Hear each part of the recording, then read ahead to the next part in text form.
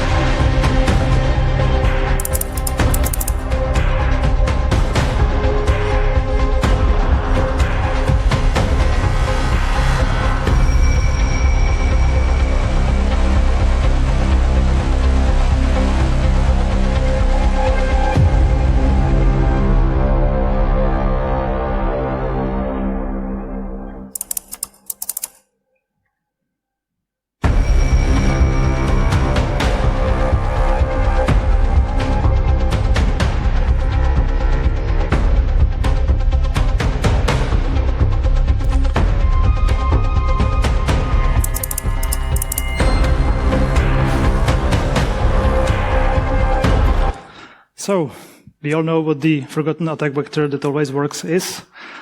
Let me introduce myself. I usually give this talk with my dear colleague and friend Chris Colling, who is not again with me here. The last time he was enjoying a surveillance course when I was giving the talk. The event before he was sick or something like that. Never mind, I'm here, but for this type of business, there are always two types of people you actually need to have. The one is the brain, the other could be the looker. I think it's quite obvious what the roles and why they are there. I have to make a note to that picture. It was taken in a bar somewhere in Switzerland after a successful breach to a server room and a lab of a multi-billion-dollar company that produces OT security devices that protects nuclear power plants, water treatment facilities, and other fancy security networks. So let's deep dive. So Another here video. we see an employee entering their office. Our agent notices they're distracted on their phone, and whilst masquerading using their phone, follows behind them, blocking the sensor that would... Never mind, the voiceover was Chris. This is how most people perceive what is considered to be a physical breach into a building, into an office, whatever. But if you are actually standing against a more difficult target, more sophisticated target, then you need to have something more in your sleeve rather than tailgating. And this talk is about those techniques that goes beyond this approach. I will actually show you 9+ ways how to defeat such a door. This is a picture of a real door in another multi-billion company based in Prague. It's a server room door, but this door is fairly typical. So I will demonstrate how you can get in. I have to say upfront that there is a lot of time when we are doing such a physical breach that you invest into assessing doors, into assessing countermeasures, into actually learning how the place ticks, how the people behave, how the security guards behave, and then bypassing the door is actually the last fun of it. So if you are assessing a door, we have a mantra: to bypass a door, you must become a door. So, method number 1, use a key, right? Simple as that. But as an unauthorized person, you might not have the key. You can steal it for a while, yes, that would be most clandestine it could ever be if you put it back in place in the right time. But if you don't, you can maybe take a picture of a key, right? It doesn't need to be necessarily like this. You can play with the picture in a computer, you can skew it, and then you put an overlay on top of that, and you get the bitting of the key. So it's a key code actually. And if you have the key code, you have a blank, you can then cut the blank to the same key you just photographed, either by a plier or file it, or you can even use a piece of junk like a plastic bottle, and you can cut it. If you don't have a blank, then you can spend something like 12,000 euros and buy an easy entry or something else. There are other actually devices on the market, and this will mill a key for you, actually the key blank. So if the target is using restricted keys, this will help you out. Or if you grab a key for a while, you can actually mold it in a mold, and then you can cast it back to your base, and it looks like this. It's a clay. You put the key in the clay, press it, you get the impression. Then you melt a melting metal, whatever. Forgive the Italian cameraman. He was nervous even when doing this. This is actually on the Switzerland job in a hotel. After like 3 minutes, no worries, we cut it. You get yourself a key, which will last 10 to 20 openings.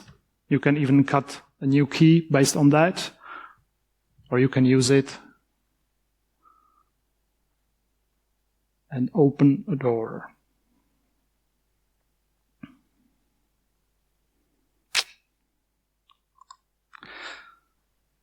Method number 2. You can pick the lock, right? Yeah. Why not? Anybody recognizes this guy? This is Babak Javadi, famous Babak Javadi, member of Tool. He knows how to pick locks. I asked him on DeepSec to take this video, gave him the picks and asked him to pick the lock. The video was 17 seconds long and he didn't progress at all. So, it's hard. It is time consuming. What would you say if you were picking a lock and a security guard would bump into you? I don't know. So we actually have lock picking at the very bottom of the list. We rather do some bypassing stuff. It's more fun. It's way easier. It's faster. It's not noisy. You don't look awkward.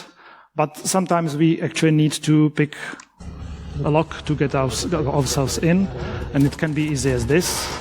I believe plenty of you know how it works. Okay. And it was like 10 seconds. This video is actually from an assessment where we worked on the site. There were tons of these locks, and the last lock we picked took like 2 seconds. So yeah, it can be easy as that.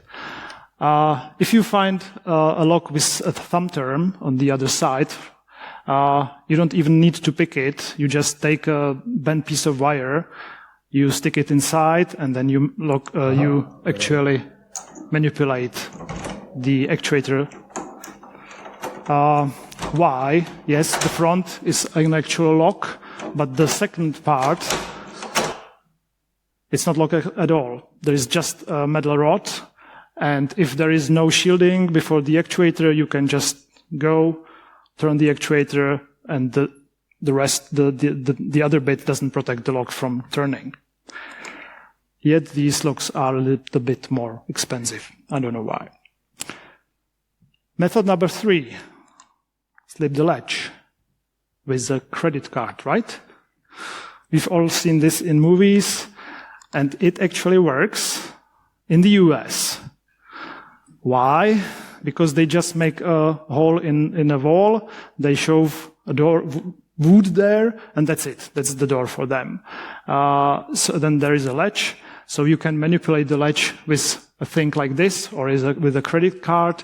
So they realize they need something like a deadbolt, which is, if it is engaged, you can't push the latch in, but if it is not engaged, you can push the latch in. So if you have a tool like this or another piece of junk, you can actually, and piece of junk, I mean the credit card, you can actually push the latch inside and make your way in. This guy demonstrates how it works. If there is a dead latch, and it is engaged when the door is closed, so it is engaged by the frame, you just need to lean on the door and hopefully you disengage the deadbolt, and then ta-da! But yeah, here in Europe, we've got these fancy overlaps and frame profiles, which prevents from slipping the something in between. So do not try it. The credit card doesn't work here. You need to have some special tools. There are various of them. Everything is for its own purpose, but it's quite freely available. So get it, have some fun. Method number 4, it's the hacker's realm. It's the physical access control system. There are actually plenty of technologies out there, which most of them are actually broken. So if you have the right tools, and there are, again, plenty of those, you can somehow attack this physical access control system. You can clone a badge. If you have a chitty beautiful lady who is willing to ask employees to borrow her the card, then you can get the opportunity to clone a card, or you can weaponize a reader, which actually can work up to a meter. It was on the first video, and you can get a read, and then you can clone it. You can clone it onto an implant, or you can clone it onto a magic ring, or obviously a blank card which you can actually put a print, a design on it, so you blend in when you are actually going inside. What I was mentioning, or I was speaking about right now, was what is happening between the card and the reader. But what if you could actually get between the reader and the controller itself? That would be nice, because you could read the data, you can replay them, you can put those data on a card, you can do a downgrade attack. So again, our friend Babak is demonstrating an ESP key, which is a device of a size of a postage stamp. You just put the reader away, stick it on those 4 wires.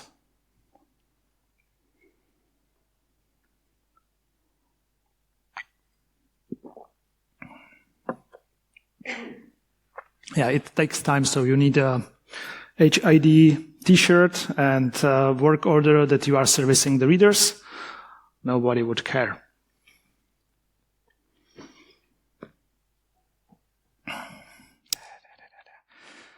Yeah, and then you just wait for a victim who badges in. Then you connect to it and hit replay. Ta-da! Another method, hinges. I strongly advise not to do it, but yes, it is a way in. Thanks fire code. In office buildings, the door needs to be opened outside, so the hinges need to be from the outside. If they can be manipulated, like, for instance, like this, then it's quite easy to get in. But, for instance, in Switzerland, they had really nice metal door. I wouldn't want to manipulate that. It had to weigh like 100 kilos, and you don't want to play with that. Method number 6. Over the door. Anybody knows what that is? It's a 35mm film. It's a scarcity now.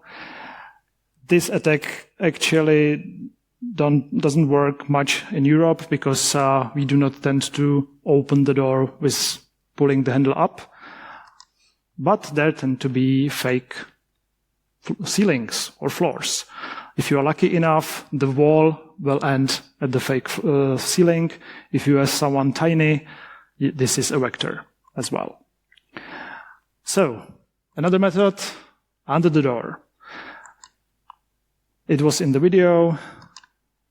Let's go once more. You get a long enough wire with a string. You put it underneath the door, lift it up, hook it on the other side of the handle, and pull. And again, thanks to fire code, every door must be freely opened from the inside. In case of fire, people need to have the means to get out. So the handle from the inside is always engaged. This is how it looks like from the inside.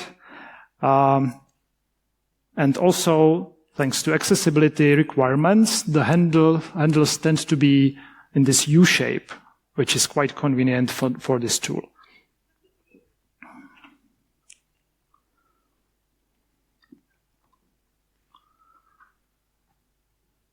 Okay, I think it's obvious. Method number 8, the pencil or a glue stick. And believe me, this is the dirtiest trick ever.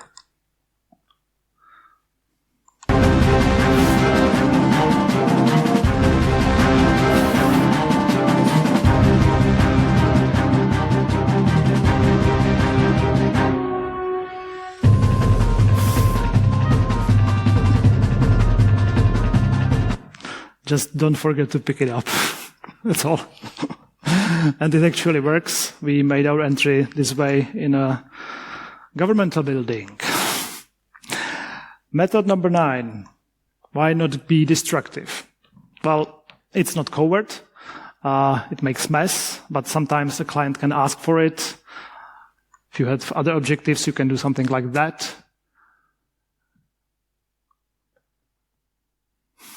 And it's out. You can then manipulate with the lock itself. Why it's happening?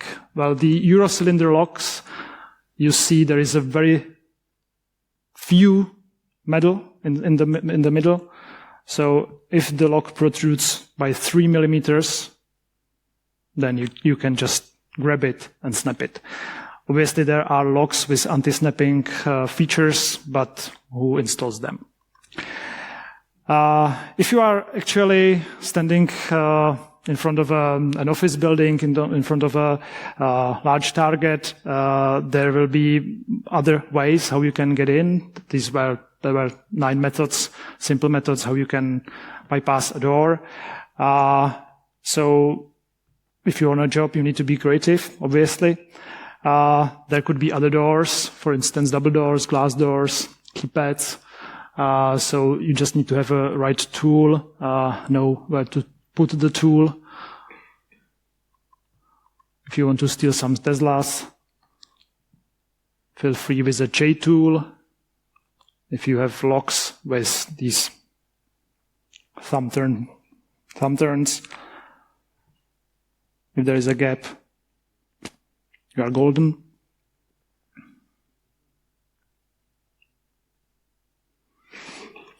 Garage doors, they are mostly automatic, so you can either use a badge if there is a badge reader, or you are using a clicker, a radio controller, which can be manipulated or which can be actually saved with a flipper or a hack RF.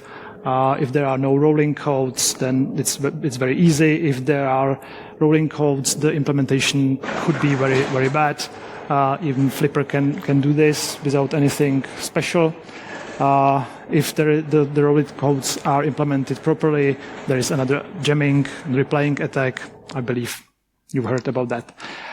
If you are facing these keypads, you can use infrared camera, wait for someone who presses the combination, and then you will see the numbers. With a small camera on your phone, this is visible for like 30 seconds from a short distance. If you have a gun scope and a better sensor, you can do it from like 10 meters away, 1 minute after someone pushes the buttons. Or you can use a UV powder. So you put a UV powder on the keypad, and then it's not visible. It's very visible, but believe me, with a UV light, you see what was pressed. But what about the alarm? Well, the alarm needs to know, needs to have a sensor, right? So the sensors are simple reed switches. There is a magnet and there is a reed switch, which knows if there is a magnetic field or if it's not. If there is not the magnetic field, it will tell the alarm to go off. There is no magnetic field here. So you figure out where the sensor is with a magic wand, or your phone, or whatever else that detects magnetic field, and you use a magnet. It can be such a big boy like this, or a tiny wafer. And then you are golden. If you encounter PIR sensors, infrared sensors, you can use a insulation sheet, and you just hide behind the insulation sheet.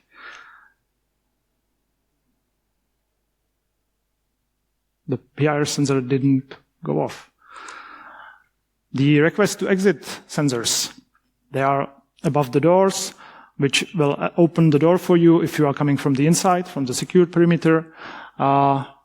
It works the same way like the PIR sensors. There are actually PIR sensors, but these PIR sensors are dumb. They just tell if the temperature changes. It doesn't tell if the temperature goes up. It just tells, yes, the temperature has changed. Let's open the door. So you get yourself pressurized air, pull it upwards, and that's it. because cold air goes out and the sensors goes open. There are always windows. You can use tool like this. You put it on the handle with the strings facing towards you. Then you pull the window towards you. You just pull the string, and it will open the handle for you, and you are home. Social engineering. Yes, we've seen a bunch of methods which we call covert methods of entry. Social engineering is always an inherent part of such a job. You just want to look like you belong. You can pretend that you are servicing readers or whatever. Make yourself a fake work order. This could be a whole another talk. Yeah, this is always the easiest way in. What you do once you are inside, well, you can pick your way into a fancy boardroom where you conveniently place this dummy listening device. You stick it from the bottom of the table so it can fall during some important board meeting and everybody freaks out. Very funny. Yes, AI. There must be an AI in every talk, right? So yeah, we are also using AI, for instance, for OSINT. It's quite handy. But, well, yeah, for creating deepfake, it's very, very useful. I think this is nothing new for you, but believe me, we use this for convincing the reception from a board member that there will be two guys coming for an audit and they should let them in without escorting them and they should let them on the executive floor, and it actually worked. So yeah, that would be it. Thank you very much. And don't forget that we are who they call when phishing doesn't work.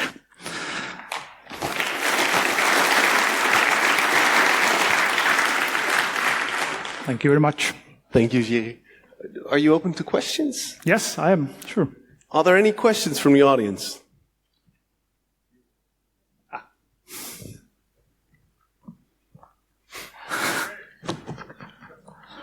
Wow. Almost. Very good, Prof.